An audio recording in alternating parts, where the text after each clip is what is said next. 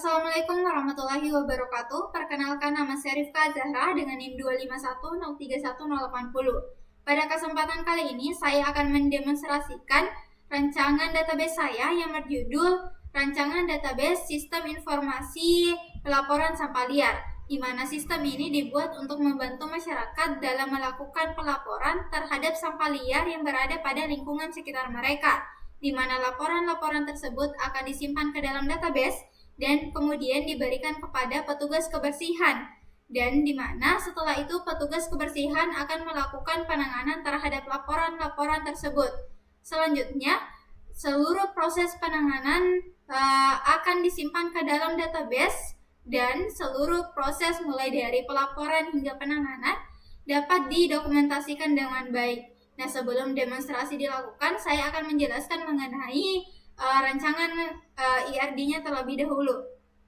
Nah, di sini terdapat 4 entitas utama, di mana entitas pertama itu ada pelapor dengan ID pelapor sebagai primary key, ada entitas laporan sampah di mana ID laporan sebagai primary key, ada penanganan laporan di mana ID penanganan sebagai primary key, dan ada entitas petugas di mana ID petugas sebagai primary key.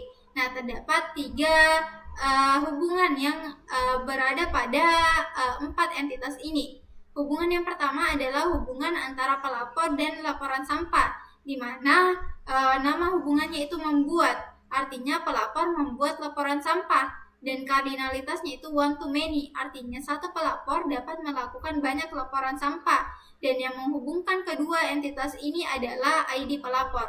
Selanjutnya, hubungan antara laporan sampah dan penanganan laporan, di mana nama hubungannya itu ditangani, dan kardinalitasnya itu one to one, artinya satu laporan sampah hanya dapat mempunyai satu penanganan laporan, dan yang menghubungkan kedua entitas ini adalah ID laporan.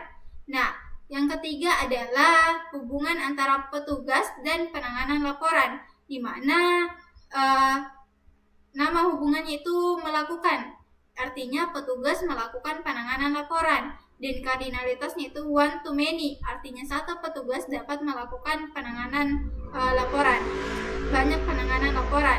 Kemudian kedua entitas ini dihubungkan oleh ID petugas. Lanjut ke bagian implementasi rancangan IRD ke dalam database menggunakan MySQL. Di sini sebelum memulai perekaman itu saya telah membuat rancangan database-nya dan juga memasukkan data-data ke dalam setiap tabel agar waktunya itu lebih efisien.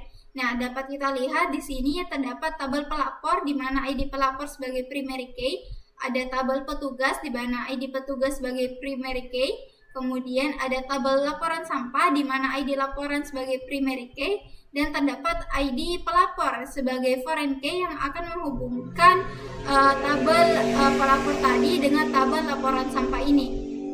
Selanjutnya ada tabel penanganan laporan di mana ID penanganan sebagai primary key, dan terdapat ID laporan sebagai foreign key yang akan menghubungkan tabel laporan sampah dengan tabel penanganan laporan ini. Kemudian ada juga ID petugas sebagai foreign key yang akan menghubungkan tabel petugas tadi dengan tabel penanganan laporan ini. Nah, ini adalah data-data yang saya masukkan ke dalam setiap tabel-tabel yang ada. Nah, ini dapat kita lihat isi dari tabel pelapor, kemudian ini adalah isi dari tabel petugas, kemudian ini adalah isi dari tabel laporan sampah, kemudian ini adalah isi dari tabel penanganan laporan. Nah, masuk ke dalam demonstrasinya. Jadi sebelum itu saya telah menyiapkan kode-kode query-nya untuk mempersingkat atau mengefisienkan waktu. Di sini saya telah membuatnya di Node sehingga nantinya saya sisa menyalinnya dari Node ke SQL. Yang pertama adalah inner join. Nah, inner join saya ini saya gunakan untuk menggabungkan keempat tabel tadi itu berdasarkan relasi yang mereka punya, sehingga nanti hasilnya itu seperti ini. Nah, hasilnya itu akan seperti ini. Keempat inner join ini akan menggabungkan keempat tabel tersebut menjadi satu tabel yang mana isi dari tabel-tabel ini saling berhubungan, di mana hasilnya itu ada ID laporan, nama pelapor, nama petugas, dan status, di mana data-datanya itu akan saling berhubungan. Nah, selanjutnya itu bagian left join. Jadi saya menggunakan left join ini untuk menggabungkan 3 tabel, di mana tabel-tabelnya itu tabel laporan sampah, tabel pelapor, dan tabel penanganan sampah, di mana saya menggunakan ini untuk menampilkan seluruh data pada tabel bagian kiri, yaitu tabel laporan sampah, sehingga hasilnya nanti itu akan seperti ini. Hasilnya itu akan menampilkan seluruh datanya pada bagian tabel bagian kiri. Nah, di sini dapat kita lihat tidak ada data yang hasilnya nol. Kenapa? Karena setiap data pada laporan sampah itu sudah memiliki data penanganan, sehingga pada kolom penanganan ini tidak ada datanya nol. Selanjutnya itu bagian right join. Nah, di bagian right join ini juga saya menggabungkan keempat tabel tersebut itu untuk menampilkan seluruh data yang berada pada tabel kanan atau tabel penanganan laporan, sehingga hasilnya nanti itu akan seperti ini. Nah, di sini sama dengan tadi, dapat kita lihat itu akan menampilkan seluruh data, di mana tidak ada data yang hasilnya nol. Kenapa? Karena seluruh data pada tabel penanganan laporan ini telah memiliki pasangan di tabel laporan sampah, sehingga di bagian tanggal penanganan ini tidak ada data yang hasilnya nol. Selanjutnya bagian query where. Jadi di sini saya menggunakan query where untuk menampilkan data dengan status selesai dari data laporan sampah, sehingga hasilnya nanti itu akan seperti ini.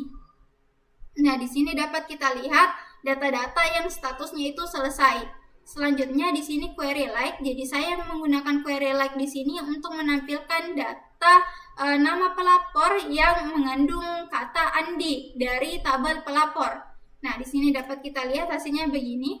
Itu SQL-nya itu akan menampilkan data yang mengandung kata Andi dari tabel pelapor. Selanjutnya order by. Jadi order by di sini saya gunakan untuk menampilkan data yang secara berurut berdasarkan tanggal laporannya, di mana jangka waktunya itu jangka waktu terdekat pada saat ini. Jadi susunannya itu dari waktu terdekat hingga waktu terjauh saat ini. Nah, hasilnya itu akan seperti ini. Nah, di sini dapat kita lihat datanya itu tersusun mulai dari jangka waktu terdekat hingga jangka waktu terjauh pada saat ini. Selanjutnya itu menggunakan fungsi agregat. Jadi di sini saya menggunakan count untuk menjumlahkan seluruh data yang berada pada tabel laporan sampah, sehingga nanti hasilnya seperti ini. Dapat kita lihat jumlah laporannya itu ada 10.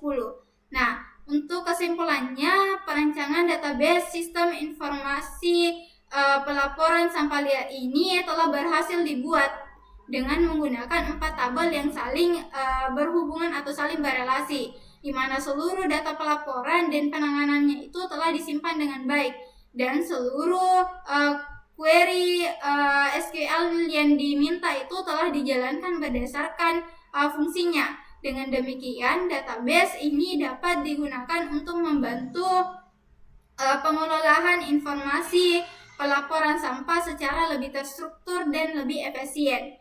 Baik, sekiranya dari saya. Wassalamualaikum warahmatullahi wabarakatuh.